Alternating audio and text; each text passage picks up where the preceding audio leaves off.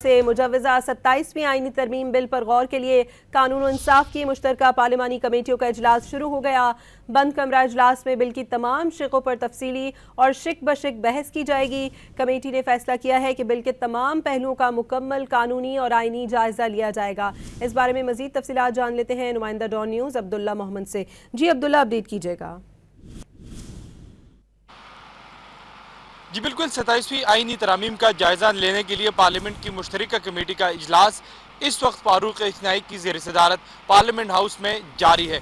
इस इजलास का पाकिस्तान तहरीक इंसाफ ने बाइकाट किया है, जबकि दूसरी जानिब पाकिस्तान जमीयत उलमा इस्लाम ने इल्ज़ाम लगाया कि उनके मेंबरान को इस कमेटी से निकाल दिया गया है। ताहम मुसद्दिक़ा ज़राए से इसकी तस्दीक नहीं हुई कि क्या जमीयत उलमा इस्लाम ने भी इस कमेटी का बाइकाट किया है या वाकई में उसको निकाल दिया है। तो कमेटी का इजलास इस वक्त जारी है, जिसमें कई सियासी जमातों के जो सैनेटर्स और मेंबरानी कौमी असम्बली है वो इस वक्त शरीक है और 27वीं आईनी तरमीम का जायज़ा लिया जा रहा है। इस कमेटी के चेयरमैन फारूक इस्नाई ने कल कहा था कि 27वीं आईनी तरामीम के 80% नुकात पर इत्तेफाक राय पैदा हो गई है।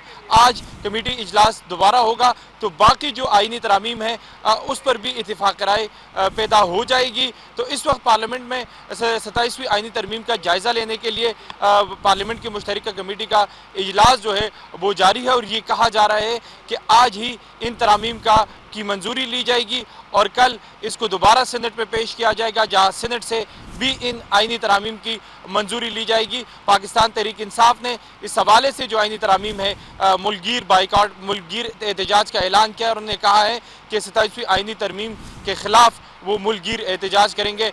तो इस कमेटी का इजलास अब से कुछ देर पहले शुरू हुआ और उसमें देखा जाएगा कि क्या आज कमेटी जो है वो इन आईनी तरामीम की मंजूरी देती है या नहीं। इस हवाले से मज़ीद तफसीलात भी हम आपके साथ लेकर आएंगे।